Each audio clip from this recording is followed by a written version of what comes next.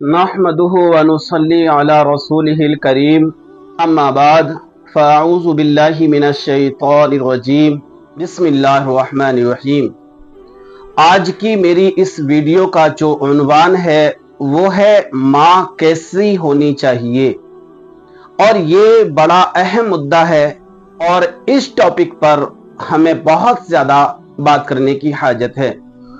ماں کیسی ہونی چاہیے، ماں کی کوالٹی کیا ہونی چاہیے، اور یہ جو ماں کا ٹاپک لے کر کے میں آپ کی بارگاہ میں حاضر ہوا ہوں، میرا جو اصل مقصد ہے وہ یہ ہے کہ اس معاشرے میں اور آج کا جو یہ مہینہ چل رہا ہے، خصوص بالخصوص سیدنا غوث اعظم رضی اللہ تعالی ان کی 11ویں کا مہینہ چل رہا ہے، تو کیوں نہ اس ماہ مبارک میں بات کر لی جائے ماں کے تعلق سے کہ ماں کیسی ہونی چاہیے۔ میرے آقا صلی اللہ تعالی علیہ وآلہ وسلم ارشاد فرماتے ہیں کہ ماں کی گود سب سے پہلی درسگاہ ہے۔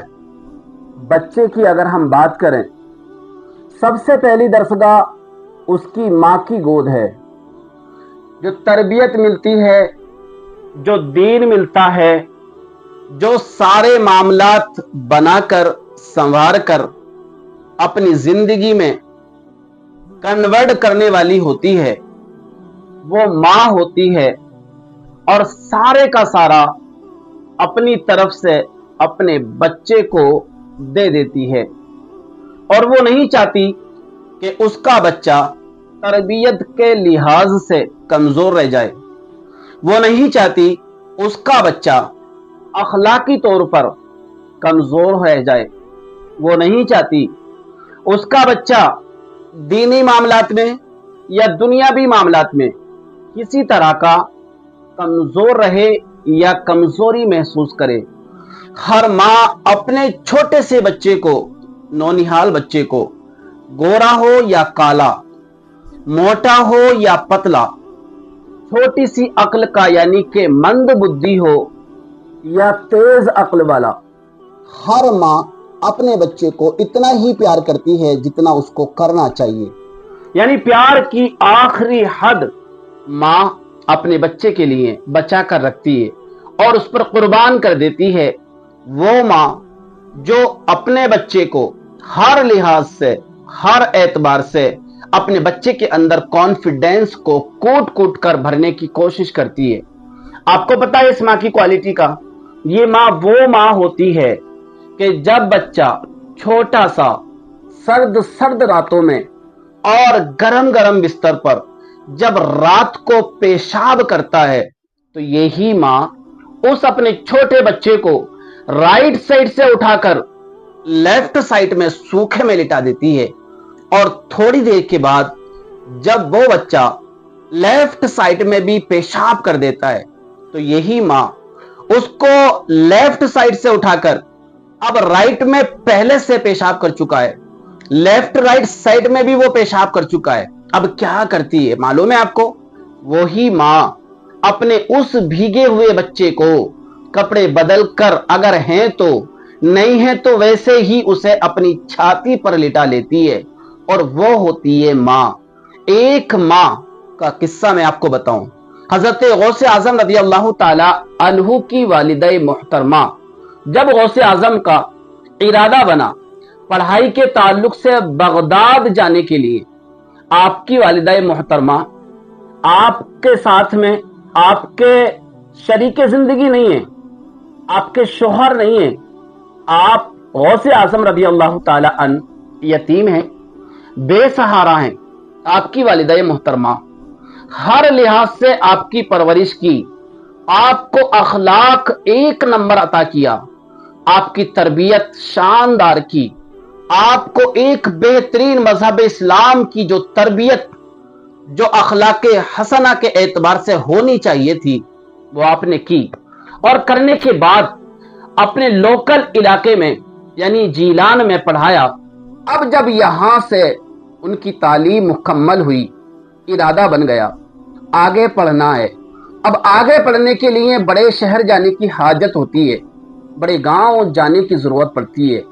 حضرت غوث اعظم رضی اللہ تعالی عنہ کی والدہ محترمہ جو کہ ایک بیوہ خاتون ہیں، بے شوہر ہیں، کوئی سہارا نہیں ہے، لیکن کچھ پونجی تھی جو آپ کے پاس اس دور کے لحاظ سے رکھی ہوئی تھی۔ آپ نے جب اپنا ارادہ ظاہر کیا، اے ماں، میں آگے کی تعلیم حاصل کرنے کے لیے، آگے پڑھائی کرنے کے لیے میں شہر بغداد جانا چاہتا ہوں، بڑے بڑے مدرسے ہیں، بڑے بڑے یونیورسٹی وہاں پر موجود ہیں، بڑے بڑے اساتذاؤں سے ملاقات ہوگی، اے ماں میں وہاں جانا چاہتا ہوں اور اپنی باقی تعلیم میں وہاں پر حاصل کرنا چاہتا ہوں۔ آپ کی ماں ایک آہ پر درد سے بھری ہوئی لی، اور لینے کے بعد کہا، ایک ہی تو میرا لال ہے، ایک ہی تو میرا بیٹا ہے، اور یہ بھی جدا ہونے کی بات کرتا ہے، لیکن واہ رے اسلام کی شہزادی، واہ رے اس امت محمدیہ کی خاتون، تیرا کیا کہنا، شوہر پہلے جا چکا ہے، بیٹا سہارا ہے، بیٹے کو بھی رخصتی دینے کے لیے تیار ہو جاتی ہیں، الوداع کہنے کے لیے تیار ہو جاتی ہیں، لیکن ماں ہے۔ ماں نے کہا، بیٹا تو باہر جا رہا ہے، میں نہیں جانتی، پتہ نہیں اب دوبارہ ملاقات ہوگی کہ نہیں ہوگی، میں نہیں جانتی وہاں کے حالات کیسے ہوں گے، میں نہیں جانتی تیرے ساتھ کیا معاملہ پیش آئے گا، میں نہیں جانتی تیرے اخراجات کہاں سے ہوں گے۔ اے بیٹا، میں نے یہ تھوڑی سی پونجی اکٹھی کی تھی، تیرے باپ کے زمانے میں چھپا چھپا کر تھوڑے سے پیسے اکٹھے کر لیے تھے، تھوڑے سے دینار اکٹھے کر لیے تھے۔ اے بیٹا، میں چاہتی ہوں کہ ان دیناروں کو تو اپنے ساتھ لے جا اور وہاں جا کر کے ان سے اپنی ضروریات زندگی کو پورا کرنا، اپنے اخراجات مکمل کرنا اور اپنی پڑھائی پر توجہ دینا۔ لیکن اس دور میں بڑا ایک ڈر ستاتا تھا، اور وہ ڈر ہوتا تھا چوروں کا ڈر، ڈکیتوں کا ڈر، ڈاکوؤں کا ڈر، جو رہزن بن کر آتے تھے اور راستے میں پورے کے پورے قافلوں کو لوٹ لیا کرتے تھے۔ ایک ڈر ستانے لگا ماں کو، لیکن ماں ہوتی ہے۔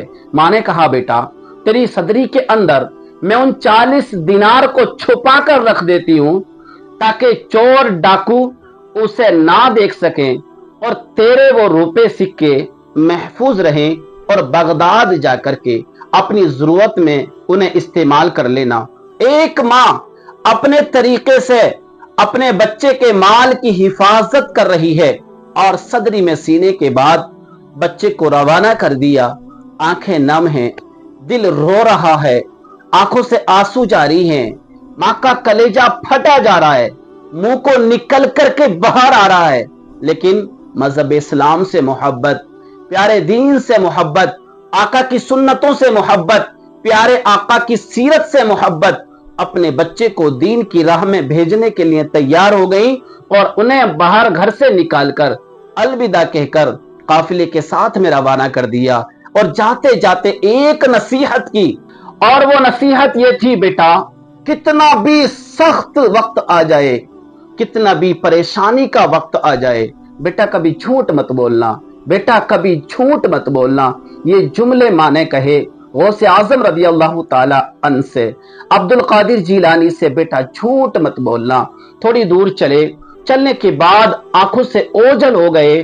اس کے بعد پیارے غوث اعظم رضی اللہ تعالی عنہ جب قافلے کے ساتھ اپنے سفر پر رواں اور دواں ہیں، تھوڑی دور جانے کے بعد ڈاکوؤں نے حملہ بول دیا اور سارے قافلے کو لوٹ لیا، سب سے جدا گانا مال چھین لیا، اور سارے لوگوں نے ایک ایک کی تلاشی لینے کے بعد، سارے مال کو چھیننے کے بعد، سارا مال سردار کی بارگاہ میں پیش کر دیا، اکٹھا کر دیا۔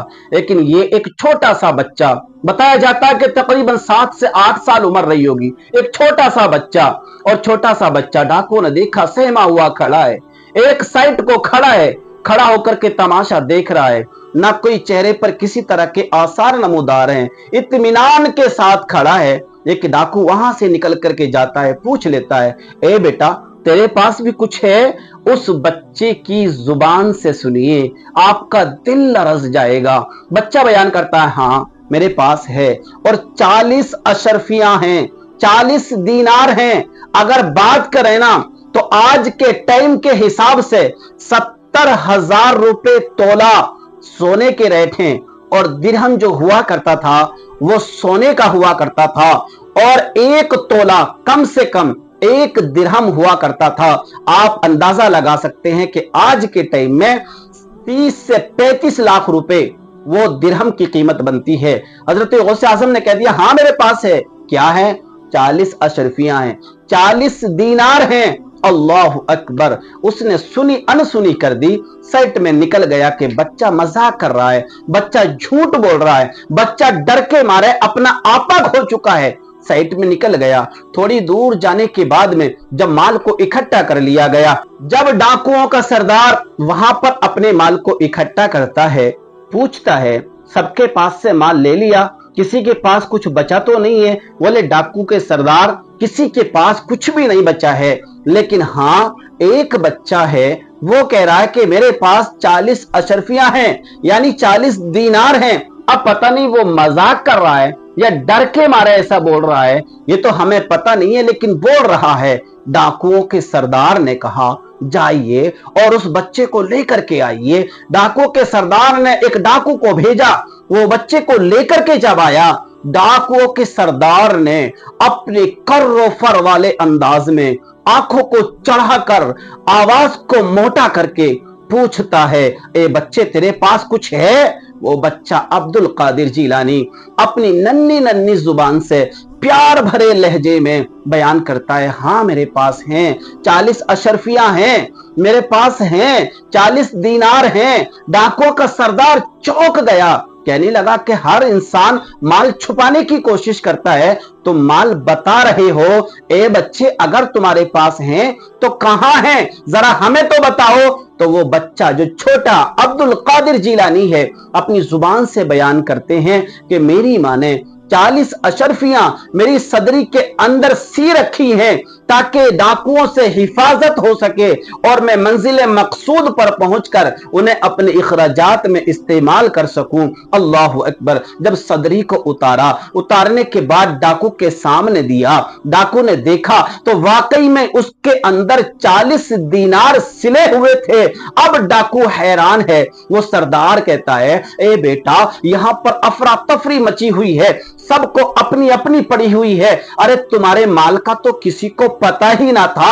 अगर तुम झूठ बोल देते कि मेरे पास कुछ भी नहीं है, तुम्हारा सारे का सारा माल बच जाता। ए बच्चे तुम्हें इतना शोर तो होना चाहिए, हम डाकू हैं और हम डाकुओं के सरदार हैं, हम रहजन हैं जो काफिलों को लूटते हैं और माल इकट्ठा करते हैं, हम चोरियां करते हैं, हम डकैतियां करते हैं। बच्चे ने एक जुमला कहा था और जो कल का बच्चा था आज का वो गौसे आजम अब्दुल कादिर जीलानी है, बयान करते हैं, ए डाकुओं के सरदार, मेरी मां ने चलने से पहले मुझे एक वसीयत की थी और एक नसीहत की थी। वो ये की थी, ए बेटा कितनी भी परेशानी आ जाए, कैसी भी आजमाइशों का सामना करना पड़े, लेकिन बेटा कभी झूठ मत बोलना। मैंने अपनी मां की बात को एक गांठ के अंदर बांध लिया है कि कुछ भी हो जाए मुझे झूठ नहीं बोलना है। मैं अपनी मां का फर्माबरदार हूं और अपनी मां की बातों का फर्माबरदार हूं, अपनी मां के अहकाम पर अमल करने वाला हूं और मैं झूठ नहीं बोल सकता, इसलिए कि मैंने अपनी मां से वादा किया है कि मैं इंशाअल्लाह कभी झूठ ना बोलूंगा। अल्लाह अकबर। आपने सुना होगा इसके आगे का किस्सा। और डाकुओं के सरदार ने सारा माल वापस कर दिया, तौबा कर ली, मजहब इस्लाम में दाखिला हो गया। बहुत लंबा ये मामला है, बहुत लंबा किस्सा है, लेकिन मैं अर्ज करना चाहता हूं उस मां के हवाले से। एक मां अपने बेटे को कैसी नसीहत करती है कि बेटा कितनी भी परेशानी हो झूठ मत बोलना।